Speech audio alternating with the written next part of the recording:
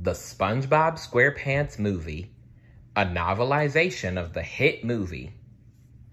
Are you ready? Here we go.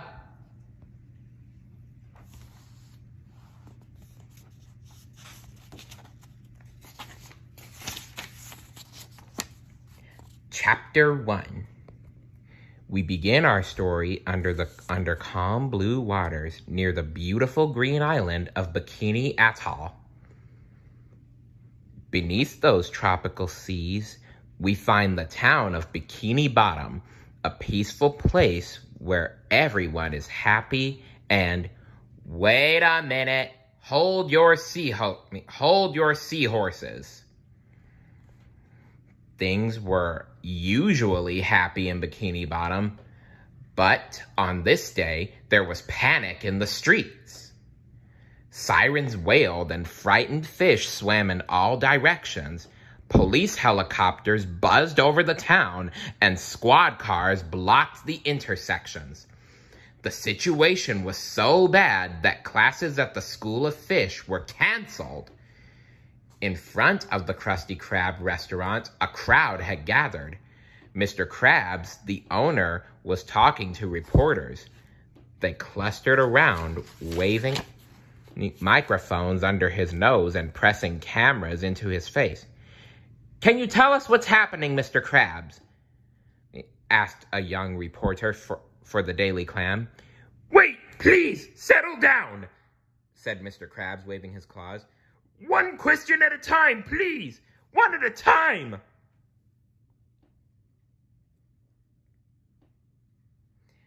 The people of Bikini Bottom want to know, what's going on inside? Asked Perch Perkins, Bikini Bottom's favorite newsman. "We've got a situation in there that I'd rather not talk about until my manager gets here." Suddenly, a sleek black sports car pulled up to the curb. "Look!" cried Mr. Krabs. "There he is!" All eyes and eye stalks turned to see SpongeBob SquarePants step out of the black car. His face was somber, his eyes hidden behind sunglasses. In his hand, the determined Sponge carried an important-looking briefcase. "It's SquarePants!" a fish cried out in a voice filled with awe. SpongeBob walked right up to Mr. Krabs and tore off his sunglasses. "Talk to me, Krabs," he said in a commanding voice. "It started out as a simple order," Mr. Krabs sobbed. "A Krabby Patty with cheese." "So what went wrong?" asked SpongeBob. "When the customer took a bite," Mr. Krabs choked and continued to sob. "There was no cheese!" Mr. Krabs cried. "No cheese on the sandwich! This has never happened before!" Mr. Krabs broke down. He covered his eye stalks with his claws and sobbed. SpongeBob slapped him on the snout. "Get a hold of yourself, Eugene," said SpongeBob. "I'm going in." Mr. Krabs stopped crying and sighed with relief. SpongeBob turned and faced the restaurant. Reporters and innocent bystanders backed away under his stern gaze. The crowd parted to make a path for him, a path that led to the front door of the Krusty Krab.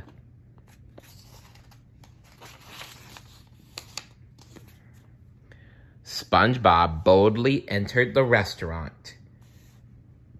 The dining room was deserted, except for one very frightened fish sitting alone at a table. On a tray up in front of him sat a Krabby Patty with a single bite missing. Fearlessly, SpongeBob SquarePants walked over to the anxious fish. Who are you?" the fish asked in a shaky voice. "I'm the manager of this establishment," replied SpongeBob in a businesslike tone. Then SpongeBob slapped his briefcase down on the table. The nervous fish jumped at the sound. "Everything is gonna be fine," SpongeBob said in a calm voice. But the poor fish just shook his head. I'm really scared here, man. You got a name? The fish nodded. Phil? You got a family, Phil? The fish got choked up, then began to cry. SpongeBob snapped his fingers in front of Phil's face. Come on, Phil, stay with me. Let's hear about that family. I got a lovely wife and 2 beautiful children, Phil stammered. That's what it's all about, Phil, SpongeBob replied. As Phil watched nervously, SpongeBob reached into his briefcase. Then he looked up at Phil. I've only got one shot at this, SpongeBob warned. Gotta have the right tools for the job. SpongeBob paused, rifling through his briefcase. Then he looked up and whispered, Bingo. Slowly, he pulled out a pair of shiny gold tongs. Now I want you to do me a favor, Phil, SpongeBob said. What? The fish gasped. Say cheese. With that, SpongeBob placed a perfectly cut slice of yellow cheese in the center of the bun. Then he looked up into Phil's grateful, smiling face. Minutes later, SpongeBob came out of the Krusty Krab front door, looking pleased with himself. He carried Phil safely in his arms. Order up, SpongeBob said. Customers cheered and flocked to fill the tables. SpongeBob was lifted into the air and carried through the town on the crowd's shoulders. All around him, confetti fluttered down like snow. 3 cheers for the manager! They cried. Hip, hip! What? SpongeBob said sleepily. Hip, hip! Hip, hip! And just like that, the dream was over. SpongeBob SquarePants sat up and blinked his eyes.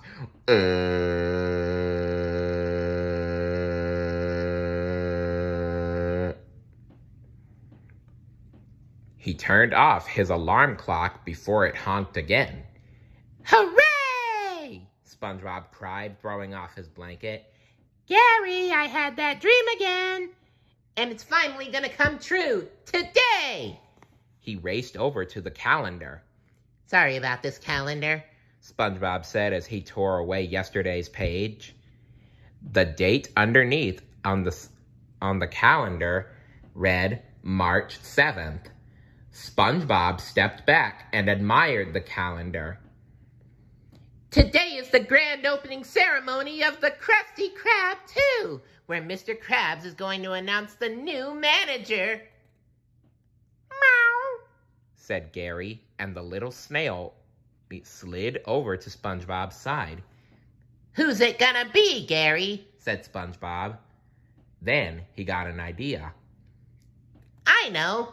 Why don't we ask my wall of 374 consecutive Employee of the Month awards?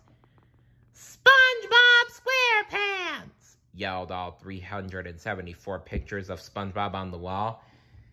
Hooray for me! Said SpongeBob as he ran to the bathroom to get ready for work. While he showered, he sang, I'm ready, promotion. I'm ready, promotion. In the shower, SpongeBob took the paper off a bar of soap and ate the whole bar of soap. Whoa. Then he soaked water up until he was so inflated he could hardly fit in the bathroom. Wow. Holding his nose and closing his mouth, SpongeBob made 2 fists and strained. Bubbles and water poured out of his sponge holes. They're called pores.